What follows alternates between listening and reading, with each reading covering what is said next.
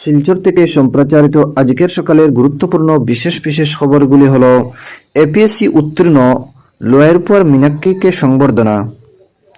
অন্যদিকে যাদব মহাসভার সর্বভারতীয় সম্মেলন নিয়ে শিলচরের সভা। এদিকে অসম সাংস্কৃতিক মহাসংগ্রামের জেলা পর্যায়ের জয়ীদের হাতে পুরস্কার প্রদান। এদিকে জগৎ কল্যাণের জন্য গুরুর ভূমিকায় অপরিসীম ও অতুলনীয় বললেন তপনানন্দগিরি মহারাজ। অপরদিকে উলু শৃঙ্খলাধ্বনি দিয়ে বর্ণাঢ্য শোভাযাত্রা সরস্বতী বিদ্যানিকেতনে। এদিকে মাছ মাংসের দোকান বন্ধ রাখার নির্দেশ, মায়েদের প্রতি নাম কীর্তন করার আহ্বান হিমন্তের। এদিকে ডিলিমিটেশনের ফলে বরাক উপত্যকার বাঙালিদের মধ্যে বিভেদের রেখা আরও দীর্ঘ হয়েছে বলল অভিমত। অপরদিকে মুখ্যমন্ত্রী মহিলা উদ্যমিতা প্রকল্পে 71 SHGকে প্রপত্র বন্টন চেঙ্কুড়িতে। এদিকে রামলালার প্রাণ প্রতিষ্ঠা ঘিরে বড়খলায় শোভাযাত্রা। অপরদিকে কাল হাইলাকান্দিতে মন্ত্রী জয়ন্ত মল্ল বড়ুয়া। হাইলাকান্দি জেলার অভিভাবক মন্ত্রী জয়ন্ত মল্ল বড়ুয়া মঙ্গলবার হাইলাকান্দিতে আসছেন। এদিকে ক্যাপিটাল পয়েন্ট থেকে সেন্ট্রাল রোড পর্যন্ত স্বচ্ছতা অভিযান বিধায়কের আঞ্চলিক ভিত্তিক স্বচ্ছতার নিরিখে পুরস্কারের ঘোষণা। এদিকে অসম প্রদেশ যাদব মহাসভার বৈঠকে সমাজের বিভিন্ন সমস্যা নিয়ে আলোচনা। অপরদিকে শিলচরে দন্ত চিকিৎসা মিলনের বার্তা দিয়েই শেষ হল শ্রীরাম শিবিরের ব্যাপক সাড়া। অন্যদিকে রামলালার প্রাণ প্রতিষ্ঠা ঘিরে মথুরা করিমগঞ্জ একের পর এক শোভাযাত্রা, গেরুয়াময় হয়ে উঠেছে গোটা শহর গ্রামাঞ্চল। অপরদিকে রাম নামে মুখরিত রামকৃষ্ণনগর, রাম সীতাকে নিয়ে সহস্র জনতার মিছিল। এদিকে হাইলাকান্দিতে সাধারণতন্ত্র দিবসের কর্মসূচি। অপরদিকে এত বেশি পুজো ও যজ্ঞ আয়োজনের ফলে জেলার পুরোহিত পাওয়া মুশকিল হয়ে পড়েছে। দর্শক বন্ধুরা, এতক্ষণ শুনলেন খবরের শিরোনাম, এবারে শুনেন বিস্তারিত খবর। এপিএসসি উত্তীর্ণ লোয়ারপুয়ার মীনাক্ষীকে সংবর্ধনা। এপিএসসিতে নজর করা সাফল্য লোয়ারপুয়ার মীনাক্ষীর।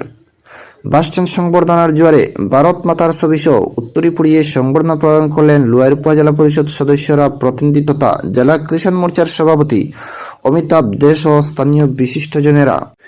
এপিএসসি পরীক্ষায় বাজিমাত করলেন পাতারকান্দির লোয়ারপুয়া ব্লকের প্রত্যন্ত এলাকার হাতাইয়ারবন গ্রামের মীনাক্ষী। এমন খবরে বেজায় খুশি এলাকার শিক্ষানুরাগী মহল। তার এই কৃতিত্বে স্থানীয় অনেকেই তাকে শুভেচ্ছা জ্ঞাপন করেছেন। মীনাক্ষী জানান, তার স্কুল জীবন শুরু হয় হাতিখিরা পাবলিক স্কুল থেকে। পরবর্তীতে তিনি হাই স্কুল শিক্ষা সমাপ্ত করেন পাতারকান্দি মডেল স্কুল থেকে। এরপর তিনি করিমগঞ্জ কলেজে ভর্তি হন। সেখান থেকে তিনি উচ্চ মাধ্যমিক শেষে স্নাতক ডিগ্রি লাভ করেন। স্নাতকে বায়োটেকনোলজি নিয়ে স্বর্ণপদক পেয়ে উত্তীর্ণ হন। পরে শিলচর আসাম বিশ্ববিদ্যালয় থেকে স্নাতকোত্তর ডিগ্রি অর্জন করেন। বিশ্ববিদ্যালয়ে পাঠ সমাপ্ত করে তিনি করিমগঞ্জ কলেজে কিছুদিন অধ্যাপনা করেন। পরে তিনি এপিএসসি পরীক্ষার জন্য প্রস্তুতি নেন। এতে তিনি দ্বিতীয় প্রচেষ্টায় সফলতা লাভ করেন। এই পরীক্ষায় মীনাক্ষীর র্যাঙ্কিং নম্বর 8। তার এই সফলতা নেপথ্য বাবা রাজেন্দ্র প্রসাদ বাড়ি ও মা গীতা বাড়ির যথেষ্ট অবদান রয়েছে। অন্যদিকে ডিলিমিটেশনের ফলে বরাক উপত্যকার বাঙালিদের মধ্যে বিভেদের রেখা আরও দীর্ঘ হয়েছে বলল অভিমত।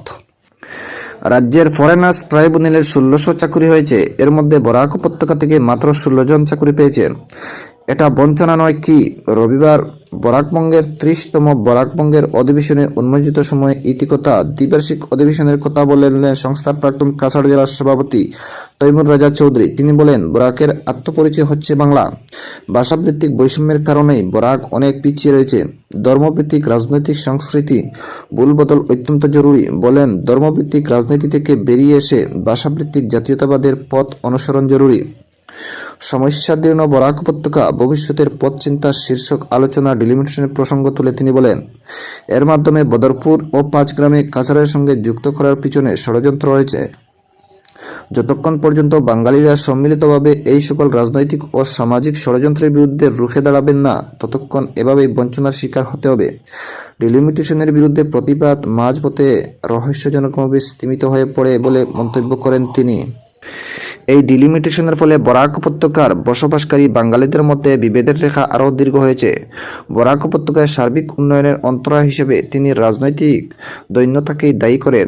বরাকবঙ্গের কেন্দ্রীয় সচিব গৌতম প্রসাদ দত্ত বলেন, 2016 সালে শিলচরে বঙ্গভবনে উপত্যকার বিশিষ্টদের নিয়ে বরাকের অর্থনৈতিক উত্তরণের পথ খুঁজতে এক বৈঠক অনুষ্ঠিত হয়েছিল। সেই বৈঠক থেকেও তেমন সুফল আসেনি। রাজনৈতিক ক্ষেত্রে বরাক উপত্যকা বরাবরই অবহেলিত। ভূমিপুত্র ও বহিরাগত ইস্যুতে পরিস্থিতি জটিল হয়ে রয়েছে। রাজনৈতিক অধিকারের পাশাপাশি সামাজিক ও অর্থনৈতিক অধিকারও খর্ব করার চক্রান্ত চলেছে। সমস্যাদীর্ণ বরাক উপত্যকা, ভবিষ্যতের পথ চিন্তা শীর্ষক আলোচনাক্রমে তিনি বলেন, বরাকের পরিকাঠামোগত উন্নয়নের ক্ষেত্রে দীর্ঘ 18 বছর পর বটগ্রিজ সম্প্রসারণ হয়েছে। এদিকে জাতীয় জলপথ হিসাবে বাংলাদেশের মধ্য দিয়ে করিমগঞ্জ, বদরপুর, শিলচর হয়ে লক্ষ্মীপুর পর্যন্ত জাহাজ চলার প্রস্তাব সেই তিমিরে। এই প্রকল্পকালের গভীরে নিমজ্জিত বরাক উপত্যকায় সরকারের বেসরকারি লগ্নির কোনো প্রভাব পড়েনি। এই উপত্যকায় যে সম্পদ রয়েছে তা কাজে লাগিয়ে শিল্প স্থাপনের প্রচুর সম্ভাবনা ছিল, কিন্তু লগ্নির অভাবে তা হয়ে উঠেছে না। তিনি বলেন, বেকারত্বের কারণে এই উপত্যকার শিক্ষিত বেকার যুবক যুবতীরা গভীর হতাশায় ভুগছেন। বরাক উপত্যকার 3 জেলার ব্যবসা বাণিজ্য ও ব্রহ্মপুত্র উপত্যকার তুলনায় অনেক পিছিয়ে। বরাকের জনগণ যদি পৃথক বরাক চান তাহলে এ বিষয়ে অবশ্যই ভেবে দেখা হবে। মুখ্যমন্ত্রীর এমন মন্তব্য কি বরাক উপত্যকার সকল সমস্যার সমাধানের একমাত্র উপায় বলে প্রশ্ন তুলেন গৌতম প্রসাদ দত্ত।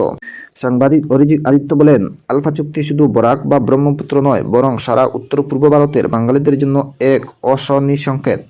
তিনি বলেন, সরকার সব দিচ্ছে, শুধু ভাষা কেড়ে নিচ্ছে। ইতিমধ্যে ব্রহ্মপুত্র উপত্যকায় সেই প্রক্রিয়া শুরু হয়ে গেছে। দলায় 5 বাঙালি হিন্দুর হত্যার প্রসঙ্গ টেনে তিনি বলেন, এই ঘটনার পর ব্রহ্মপুত্র উপত্যকার বাঙালিরা খুব বেশি আতঙ্কিত হয়ে পড়েন।